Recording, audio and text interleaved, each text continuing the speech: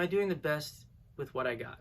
And I really believe that everybody's doing the best with what they got. And when they're ready to change, when you are ready to take another step, when you're ready for it, God will show you the way. God will bring a person into your life, a book into your life, a video into your life, a song into your life, and it'll propel you to the next step. The Zohar says something crazy, and this is something which I believe can actually change our lives for the better instead of for the negative, which is, I'm pretty sure the Zohar says, I just read it. Again, I didn't read it in the Zohar, except I read it in a book called Zohar, which is the teachings. It says that every single being reaches the place of its perfection that it's supposed to be at. Meaning, God's on my side. He's pushing me towards good. He's pushing me towards the best life, my best life. But how do we let go of this perfectionism?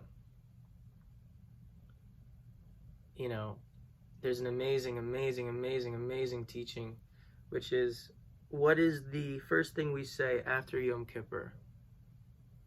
Yom Kippur's over, what's the first thing we say? Well, Yom Kippur's over, Ne'ila's finished. We have about maybe 30 seconds to a minute to 2 minutes, and we start Marav. And what's the first words of Marav? We're saying, please, may the merciful one forgive our sins. Forgive our sins. What could I have possibly done in the 30 seconds or minute after Yom Kippur till Hurachim? I just spent an entire 24 hours, praying over the things I've done wrong, and well, that's a whole nother subject, but on a simple level, it's what I've been doing the last 24 hours. What in God's name could I have done in that 1 minute? And the answer is the most beautiful answer in the whole world. I had about 45 seconds, and it's very possible that many of us finished Ne'ilah or finished Yom Kippur, and we thought to ourselves, did I really get forgiven?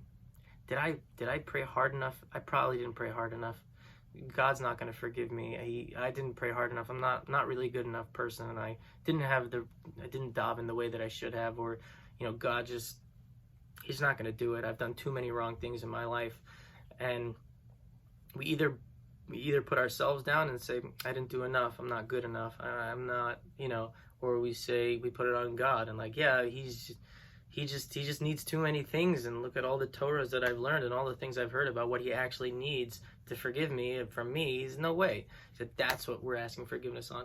That we think that God is a tyrannical, crazy dude who literally is just out there, like, looking at our every tiny little thing and like nitpicking on that. How could you do that? I cannot believe it, and that's a sin, and that's a sin, and that's a sin, and the only way to do tshuva is and it's basically impossible, and you're not good enough. And Rav Nachman says that our biggest tshuva has to be in our tshuva, meaning our biggest tshuva is going to be when we realize the way that we distorted God.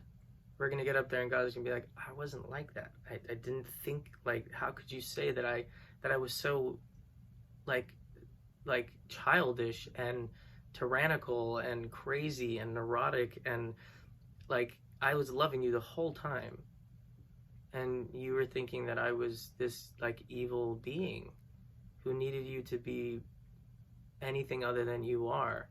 And really, I just wanted you to be you. And don't worry, I know you make mistakes. I put you here in this world. I literally made mistakes. Like, I created the idea of making mistakes. You had to. I wanted you to. There was no other way for you to grow. There was no other way for you to learn empathy, to learn love for other people, to understand life, and to after lots of darkness, sometimes that's when the light comes. Amazing singer named Zachariah. Just one word, one name, Zachariah. You can find him on Spotify and stuff. He has a song called Beautiful Mystery. It's the most incredible song. The song blows me away. And he is an incredible human being. Beautiful Mystery, check it out. And he has an amazing line. He says, sometimes in the dark you see everything. Because challenges and darkness strip away our ego. They strip away our I got everything. I can do everything. And challenges, they stop us and they're like, wait, what's going on?